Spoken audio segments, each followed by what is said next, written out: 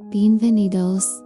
Hey, ¿qué rayos pasó? Este es un espacio para escuchar historias de esas que no se olvidan, de las que dejan preguntas, de las que todavía duelen. Hoy no solo vas a oír un relato, vas a entrar en una historia que sigue viva. Así que quédate y acompáñanos. Si te gusta este tipo de contenido, no olvides suscribirte y activar la campanita para que no te pierdas los próximos videos. Cada semana vamos a estar aquí contándote historias como esta. Ahora sí, comencemos. El caso de los hermanos Restrepo. Quito, 1988. La ciudad no dormía del todo, pero tampoco estaba despierta. Era ese punto intermedio donde las luces amarillas de los postes parecían más tristes que útiles, y el frío se metía en los huesos como si tuviera permiso.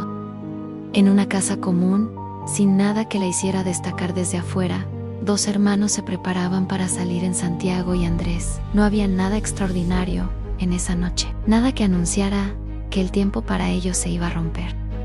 No nos demoramos, dijo uno de ellos, con esa seguridad despreocupada que solo tienen los jóvenes cuando creen que la vida siempre espera. La puerta se cerró y ese sonido fue el último momento de paz. Al principio nadie sospechó nada. Era una salida más, tal vez amigos, tal vez vuelta sin rumbo, como hacen tantos chicos cuando lo único que quieren es sentir que el mundo es grande y que ellos caben en él, pero las horas pasaron. Primero la espera fue tranquila, luego se volvió incómoda, después inquietante y finalmente insoportable. Hay algo que cambia en una casa cuando alguien no regresa. Es un tipo de silencio diferente. Las paredes parecen escuchar. Los relojes hacen más ruido y cada sonido afuera se convierte en una posibilidad. Un carro en unos pasos, en una puerta. Ya deben llegar, se repite alguien, aunque ya no lo cree del todo. Y así pasan las horas. Pero ellos nunca llegan. La madrugada en Quito no es solo frío, es un silencio que pesa en los hombros. Eran las 3 de la mañana y la cocina de los Restrepo seguía con la luz encendida. Una luz pequeña que parecía pelear contra toda la oscuridad de afuera. Cada minuto que pasaba el aire se volvía más denso. Las llamadas telefónicas a esa hora suenan distinto, suenan a miedo. Los amigos respondían con voces dormidas. No los hemos visto. Esa frase se clavaba como una espina. ¿Alguna vez has sentido que el tiempo se detiene mientras el mundo sigue girando? Pedro caminaba de un lado a otro. Sus pasos eran el único sonido en la sala. Luz Helena miraba por la ventana hacia la calle vacía. Buscaba las luces de un carro. Buscaba el sonido del motor del trooper. Pero solo había viento. Las sombras de los árboles en la vereda parecían figuras moviéndose, engañando a los ojos, engañando al corazón que se niega a aceptar lo peor. Apenas salió el sol, la búsqueda se volvió física, los zapatos golpeando el pavimento frío de las calles de Quito. Llegar a una comisaría y recibir una mirada indiferente es una forma de violencia. Los policías anotaban los nombres sin mirarlos a los ojos. Santiago Restrepo, Andrés Restrepo. Para el oficial de turno eran solo 2 nombres más en un cuaderno viejo, pero para esa familia eran su vida entera, que se estaba desangrando en silencio. Hay lugares que tienen una energía oscura. El centro de Quito guardaba el edificio del SIC en la calle Cuenca, un lugar de pasillos estrechos y gritos ahogados. Mientras la familia buscaba afuera, los chicos ya estaban adentro. Imagina el contraste, el sol brillando en la plaza grande y a pocas cuadras la oscuridad total. Los hermanos no entendían por qué estaban ahí. La confusión en sus rostros se transformó en terror puro cuando la primera puerta se cerró tras ellos. En 1988, el poder se sentía intocable. No eran solo policías, eran hombres con permiso para borrar personas. El interrogatorio no buscaba la verdad, buscaba a un culpable para un crimen que no existía. Las preguntas eran gritos, los golpes eran la respuesta a su silencio. Santiago intentaba proteger a Andrés, a su hermano pequeño de solo 14 años, pero en ese cuarto no había humanidad, solo había la intención de quebrar su voluntad y sus cuerpos. Dicen que hay un punto de no retorno, un golpe que suena distinto, un silencio que se vuelve eterno. En medio de la brutalidad Algo salió mal para los captores, pero fatal para los hermanos. Santiago dejó de responder. El pánico cambió de bando por un segundo. Los agentes se miraron entre ellos. Sabían que habían cruzado una línea que no se puede desandar. En lugar de pedir ayuda, decidieron que el silencio sería su única salida. Imagina el edificio del SIC en la calle Cuenca. No era un lugar de justicia. Era un laberinto de cemento frío y humedad. El olor a tabaco rancio se mezclaba con el miedo puro. Santiago y Andrés fueron separados apenas cruzaron la puerta. El sonido de las botas de los agentes resonaba en los pasillos como tambores. Santiago tenía 17 años e intentaba mantener la calma por su hermano. Escuchaba gritos en la habitación de al lado y se preguntaba si Andrés estaba bien. Andrés, de solo 14, miraba las sombras en la pared. No entendía por qué una tarde de paseo terminó en ese infierno de cemento. La luz de un solo foco parpadeaba sobre sus cabezas. Marcaba el ritmo de un tiempo que se estaba acabando. Los agentes entraban y salían con rostros de piedra. Para ellos, torturar era un trámite más de oficina. Un lunes cualquiera en la vida de hombres que habían perdido el rastro de su propia humanidad. Las preguntas se repetían como ráfagas de ametralladora. ¿Dónde está el carro? ¿Quiénes son tus cómplices? Santiago intentaba explicar que no sabían nada, que eran solo estudiantes. Pero la verdad no importaba en ese cuarto oscuro. Cada palabra de inocencia era respondida con un golpe seco en las costillas. El dolor físico se volvía una neblina que nublaba la vista. Usaron el submarino. Esa técnica cruel de asfixia en agua se convirtió en la herramienta para arrancar una confesión que no existía. Imagina la desesperación de un joven sintiendo que el aire se le escapa entre los dedos mientras hombres adultos se ríen. El poder se sentía ebrio e invencible en 1988. No veían a dos seres humanos, veían objetivos o enemigos imaginarios. Era un sistema que se alimentaba de la violencia y del silencio de los buenos. Los hermanos Restrepo estaban atrapados en el engranaje de una máquina diseñada para triturar vidas sin dejar rastro. Mientras en el SIC Mainesten se fraguaba el horror, en la casa de los Restrepo el café se enfriaba sobre la mesa. Pedro miraba el reloj de la pared. Ese tic-tac que antes era imperceptible, ahora sonaba como martillazos en su cabeza. Cada segundo era una vida que se escapaba. Luz Helena no se sentaba. Caminaba del portón a la sala, de la sala al portón. El frío de Quito a las 4 de la mañana es un frío que muerde, pero ella no lo sentía. Su cuerpo estaba en modo de alerta máxima. Ese instinto de madre que sabe que algo se ha roto. ¿Qué piensa una madre cuando el hijo no llega? Primero busca excusas. Se quedaron sin gasolina, se olvidaron de la hora, pero las excusas tienen fecha de caducidad. A las 5 de la mañana, las excusas se transforman en oraciones desesperadas.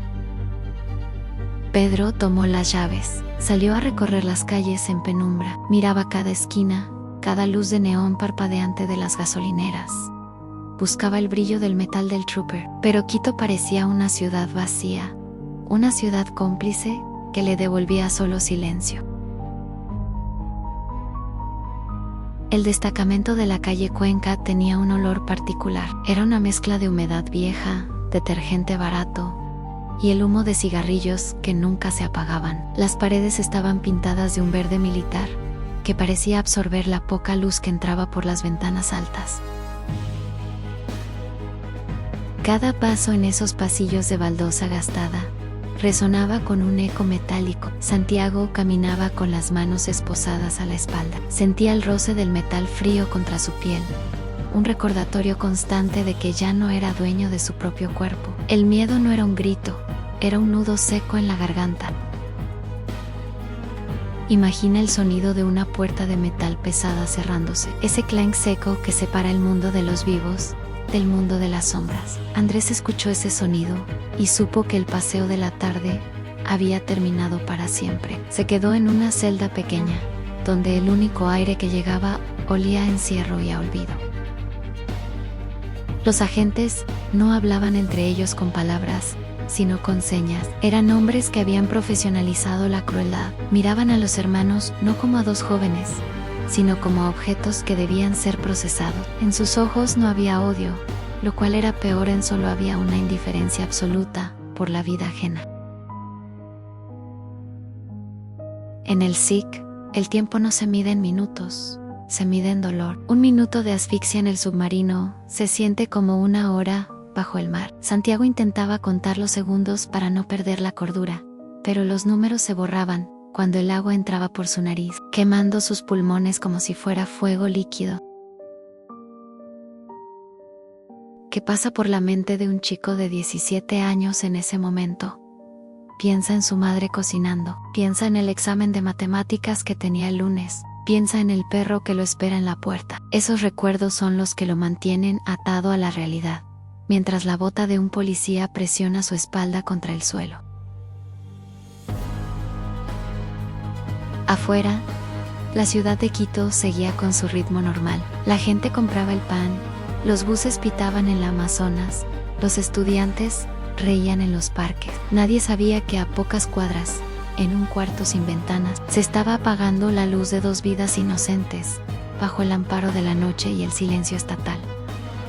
El oficial Hugo España se ajustó el uniforme, miró a Santiago, que apenas podía mantener la cabeza erguida. En ese cuarto del SIC 10, el aire era escaso. Santiago intentaba recordar el rostro de su madre para no desmayarse. Cada vez que cerraba los ojos, un golpe seco en la mesa lo traía de vuelta a esa pesadilla de cemento.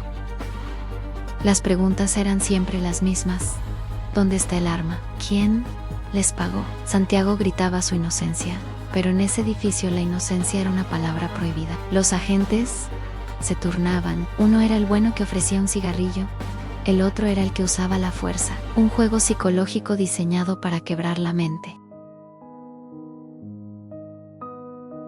Imagina el sonido de los ventiladores viejos girando en el techo. Ese zumbido constante era lo único que Santiago escuchaba entre golpe y golpe. El sudor le corría por la frente, mezclándose con la sangre de un labio partido.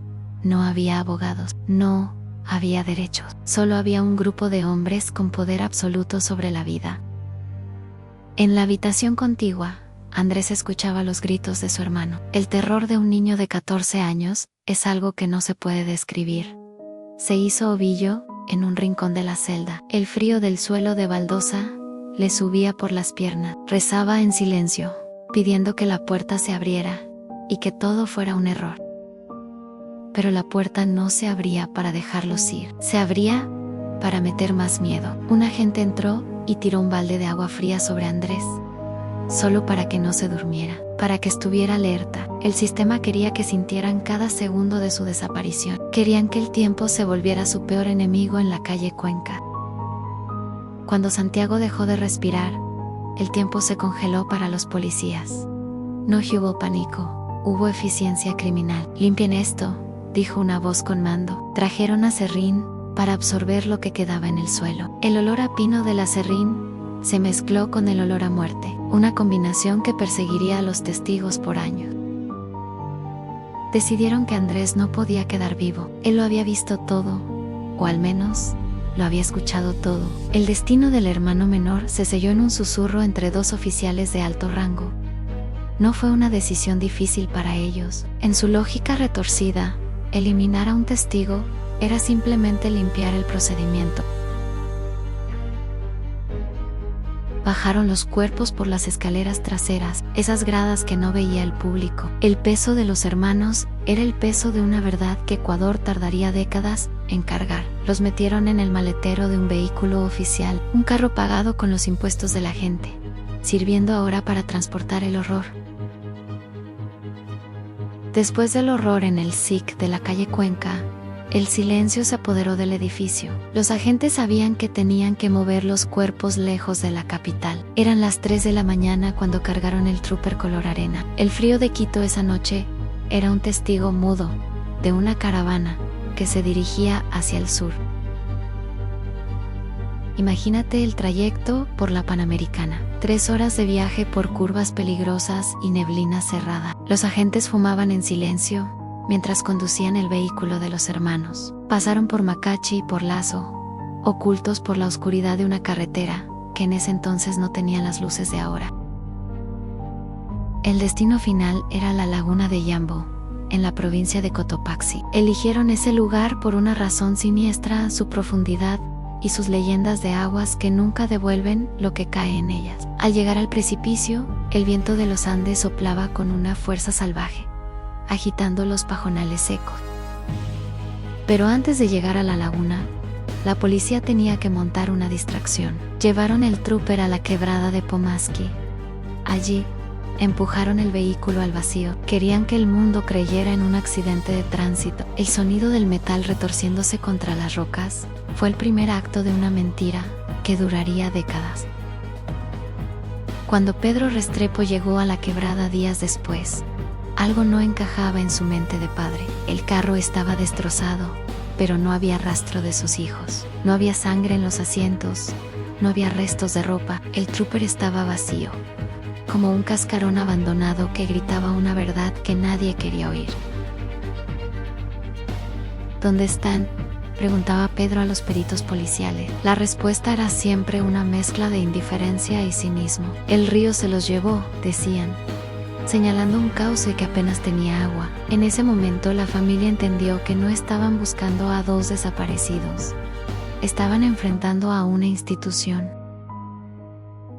Luz Helena no se quedó quieta. Ella recorrió cada hospital y cada morgue del país. Imagina entrar a esos lugares fríos, levantar sábanas blancas y buscar los rostros de Santiago y Andrés en cada cuerpo desconocido. Ese es un nivel de dolor que el tiempo no puede curar, solo transformar en una lucha incansable.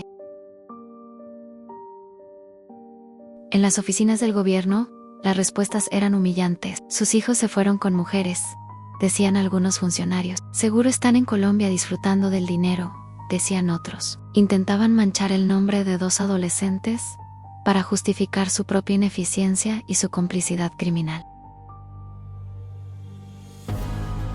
Pero los Restrepo no eran una familia cualquiera. Su dignidad era más fuerte que el miedo que intentaban imponerles. Empezaron a notar cada nombre, cada placa, cada detalle de los policías que los atendían. Estaban armando un expediente de la infamia, papel por papel, lágrima tras lágrima, sin descanso.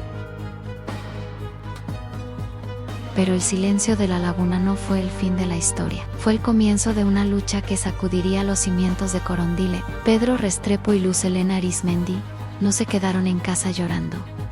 Se mudaron a la Plaza Grande. Cada miércoles, sin falta, bajo el sol canicular o la lluvia torrencial de Quito.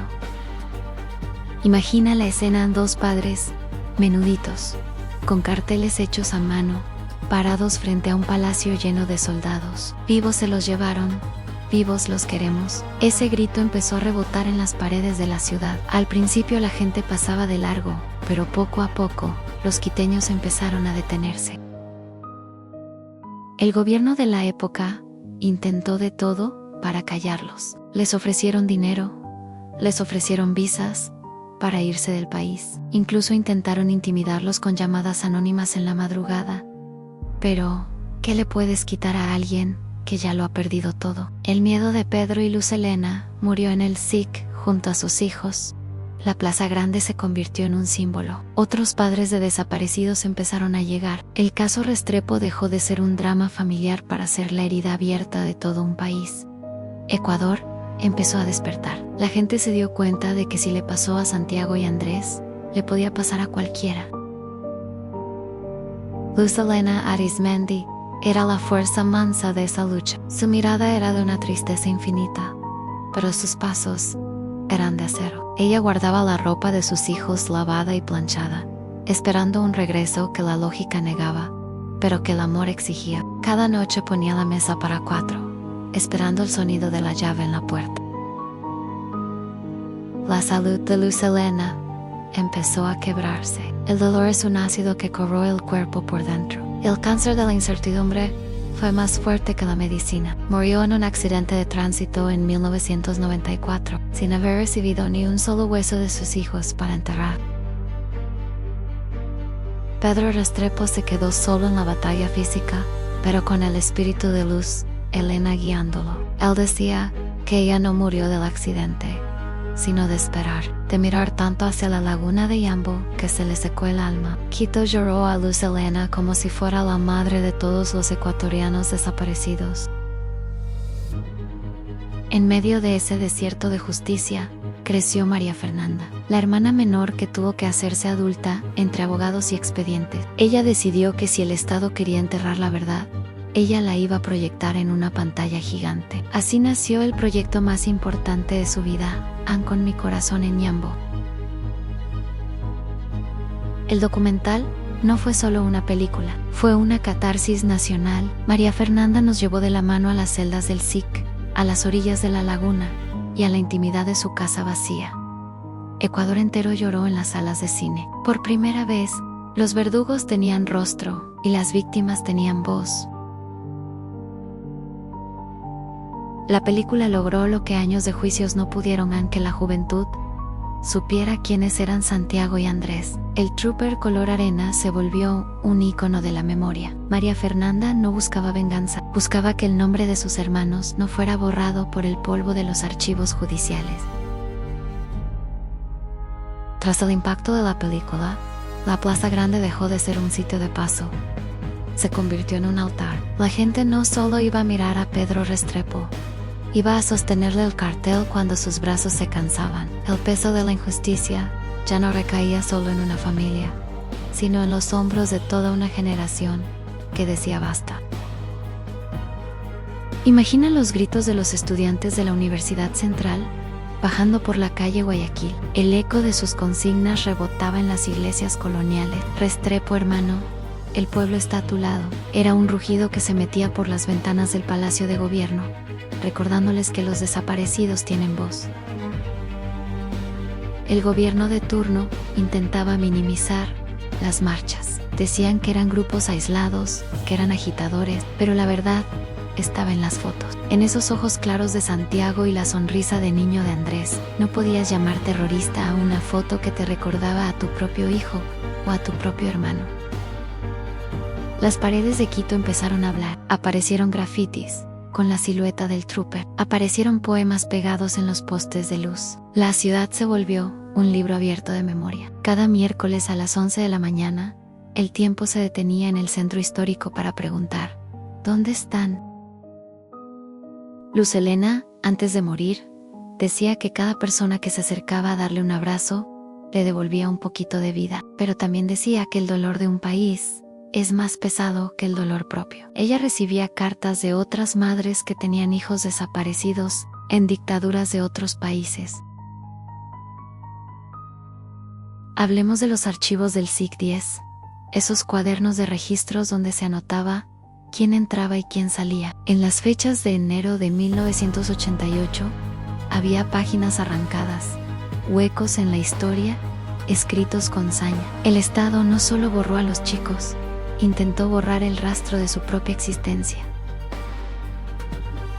Los investigadores internacionales que llegaron años después se asombraron del nivel de limpieza. No había huellas, no había registros de detención, no había nada oficial. Pero el error de los criminales es siempre el mismo crimen, que el silencio de los subordinados es eterno. Y el miedo, tarde o temprano, se acaba.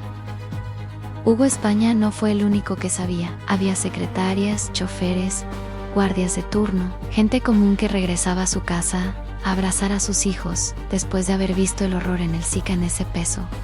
En la conciencia es una cárcel que no tiene rejas, pero que te consume por dentro hasta que un día decides hablar. Cuando se empezaron a dar las primeras confesiones, el país se enteró de la existencia de la piscina. No era un lugar de recreo, era un método de tortura, donde sumergían a los detenidos. Santiago pasó por eso. Andrés, desde su celda, escuchaba el chapoteo del agua y los estertores de su hermano. Imaginar ese momento es lo que hace que esta historia sea insoportable. Un niño de 14 años, solo en la oscuridad, sabiendo que la persona que más lo cuida en el mundo está siendo destruida a pocos metros. Ese trauma colectivo es lo que María Fernanda capturó en su documental, con una valentía increíble. Volvamos a la laguna de Yambo. Expertos en geología dicen que el fondo de la laguna tiene capas de sedimentos de miles de años. Es como un libro de historia hecho de lodo. Si los cuerpos fueron arrojados con pesos, como dicen los testimonios, el lodo los habría abrazado en cuestión de horas, ocultándolos de cualquier sonar. Hubo una expedición donde se usaron cámaras submarinas de alta resolución. Lo que vieron fue un paisaje lunar, árboles sumergidos que parecen brazos extendidos, restos de vehículos viejos que nadie sabe cómo llegaron ahí. El fondo de Yambo es un cementerio de objetos olvidados, un lugar donde la luz del sol nunca llega. Pedro Restrepo miraba las pantallas de los técnicos, buscaba una forma, un color arena que le recordara al Trooper, pero la laguna devolvía solo sombras. El agua verde de Yambo tiene una composición química especial que conserva los objetos, pero que también los vuelve parte del paisaje oscuro. Es un abrazo eterno. Se dice que algunos agentes regresaron a la laguna semanas después de los hechos. Tenían miedo de que algo flotara. Se dice que usaron ganchos y cuerdas para asegurarse de que el secreto estuviera bien hundido. Ese nivel de frialdad es lo que define al Sikh Tiesa. No solo mataron, sino que gestionaron la muerte.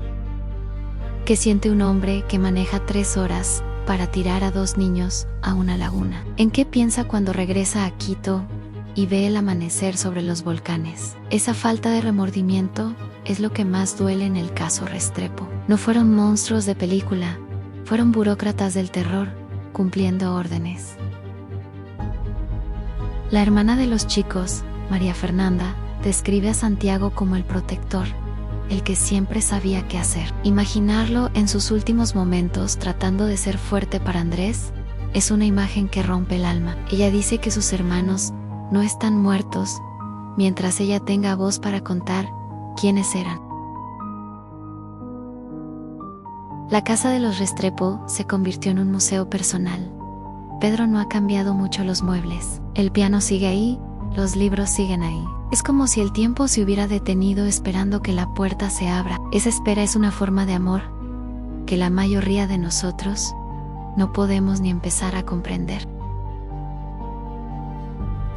A veces, en las noches frías de Quito, Pedro se sienta en la sala y recuerda las discusiones de los chicos por quién usaba el carro. Recuerdos simples que ahora valen oro. Esos pedazos de vida cotidiana son lo que el Estado les robó. No les quitaron solo el futuro, les quitaron el presente de ser una familia normal. Ecuador cambió después de los Restrepo. Se crearon leyes, se reformó la policía, se habló de derechos humanos en las escuelas. Pero la herida sigue ahí, porque mientras no haya un lugar donde poner una flor, la desaparición sigue ocurriendo cada mañana cuando Pedro se despierta y ve el cuarto vacío. Hablamos de Hugo, España. Él no era un héroe, era un agente del Sikh Tiesa que estuvo ahí. Fue el primero en romper el pacto de silencio, no por bondad, sino por miedo o conciencia pesada. Sus palabras fueron dagas. Describió cómo los cuerpos de los niños fueron puestos en fundas plásticas con arena para que no flotaran. Pero España no actuó solo. Los nombres de los implicados empezaron a salir a la luz como sombras en la noche. El coronel Trajano Barrio Nuevo, el teniente Juan Sosa, Alzadores Morano, nombres que antes daban órdenes y que ahora tenían que esconderse de la mirada de un padre que no se rendía. Doris Morán era la mujer a cargo de la custodia. Se dice que ella vio a los niños, que habló con ellos. Imagina la frialdad de una mujer que mira a un niño de 14 años a los ojos, sabiendo que su destino ya está sellado. Esa falta de piedad femenina fue uno de los golpes más duros para Luz Helena. ¿Por qué tanto odio? ¿Por qué no lo soltaron? Una de las teorías más fuertes es que los hermanos Restrepo vieron algo que no debían, quizás un cargamento, quizás un movimiento extraño en ese operativo Ciclón. La policía de esa época no dejaba testigos. En su mente, un niño muerto no habla, pero no contaban con que su recuerdo gritaría más fuerte. Hugo España terminó pagando una pena ridícula en comparación con el crimen. Salió libre y se esfumó. Algunos dicen que vive fuera del país con otra identidad, huyendo de los fantasmas de la calle Cuenca. Pero por más que cambie su nombre, el peso de haber cargado esos cuerpos hasta Yambo lo acompañará hasta la tumba. El SIC-10N o era solo una unidad policial. Era una hermandad oscura basada en el miedo mutuo. Los agentes sabían que si uno hablaba, caían todos. Por eso el pacto de silencio duró tantos años. Se miraban a las caras cada mañana en el cuartel, sabiendo que compartían el secreto de 2 niños arrojados al abismo. ¿Cómo se puede vivir así? Imagina regresar a casa, besar a tus propios hijos y sentarte a cenar con las manos que horas antes apretaron el cuello de Santiago. Esa disociación mental es lo que permitió que la impunidad reinara. El sistema los protegía porque el sistema mismo era el que había dado la orden de limpiar la ciudad. Pero el silencio tiene grietas. Hugo España empezó a sentir el peso de los fantasmas. Dicen que no podía dormir, que veía el agua verde de Yambo en sus sueños. Cuando finalmente habló, no lo hizo por justicia, lo hizo para salvar su propia cordura. Su confesión fue el primer ladrillo que se cayó de un muro que parecía eterno. Aparecieron otros nombres, el coronel Trajano Barrio Nuevo y el teniente Juan Sosa, hombres con medallas en el pecho y las manos manchadas de una inocencia que no pudieron procesar. La justicia ecuatoriana, presionada por el mundo, tuvo que abrir las puertas de las celdas que ellos mismos habían custodiado. Doris Morán, la mujer que estuvo a cargo de la custodia inicial, se convirtió en una figura clave. Su frialdad ante las cámaras de televisión indignó a todo un país. Ella representaba la cara burocrática del horror, esa que dice yo solo cumplía órdenes, mientras el mundo se cae a pedazos a su alrededor.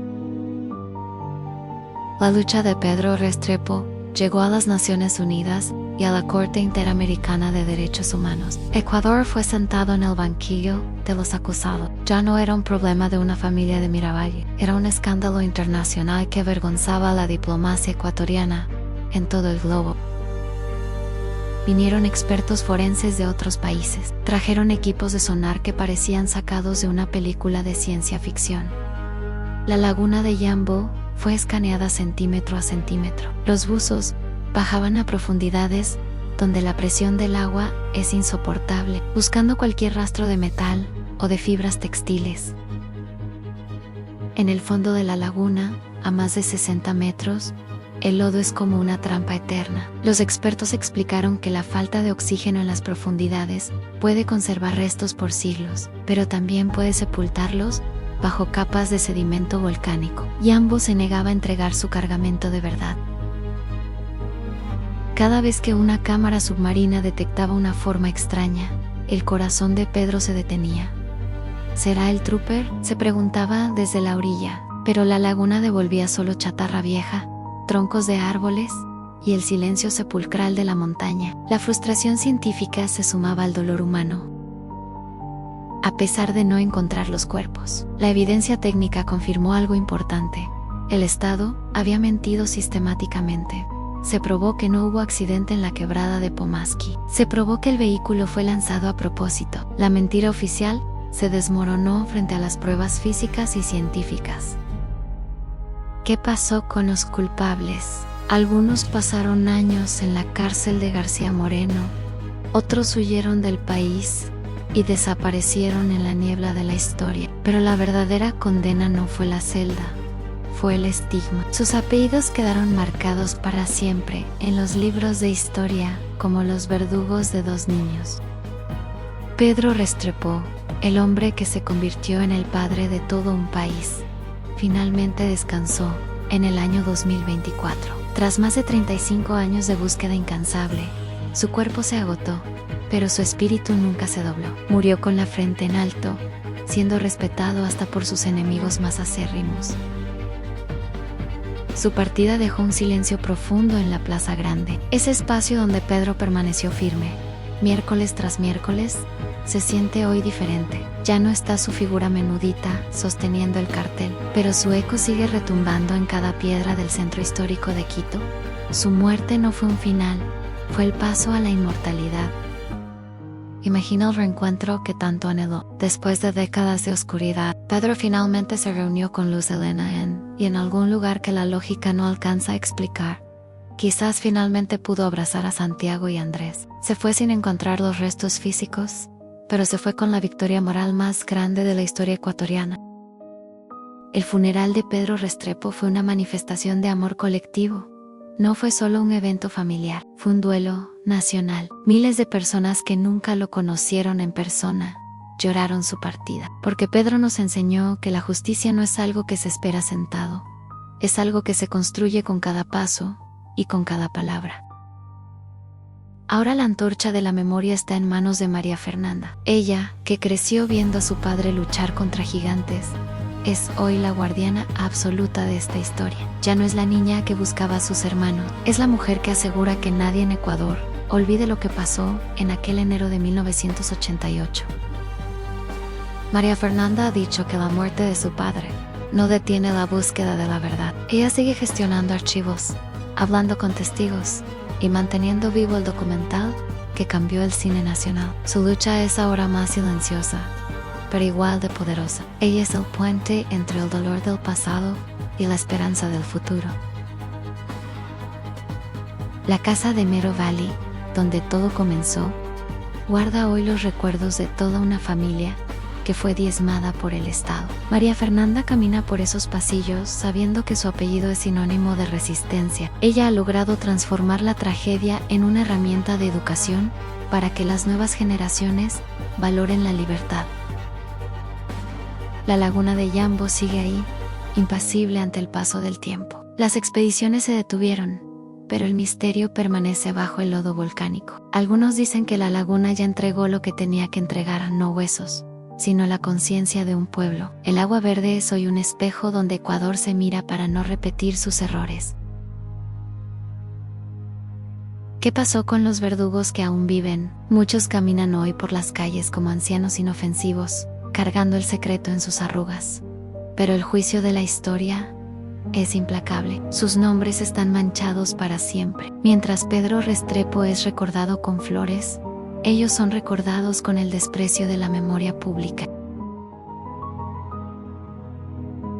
Y bueno, mi gente linda que le gusta el misterio, hemos llegado al final de este viaje tan intenso. No ha sido fácil recorrer estos 40 minutos, pero era necesario. Historias como la de los hermanos Restrepo nos recuerdan que la memoria es lo único que nos protege de que la oscuridad se repita. Gracias por su respeto y por su tiempo.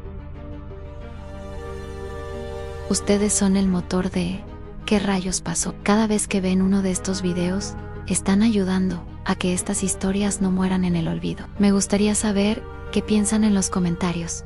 ¿Conocían la historia de Don Pedro? ¿Qué otro caso de Ecuador o del mundo les gustaría que investiguemos a fondo? Los leo a todos.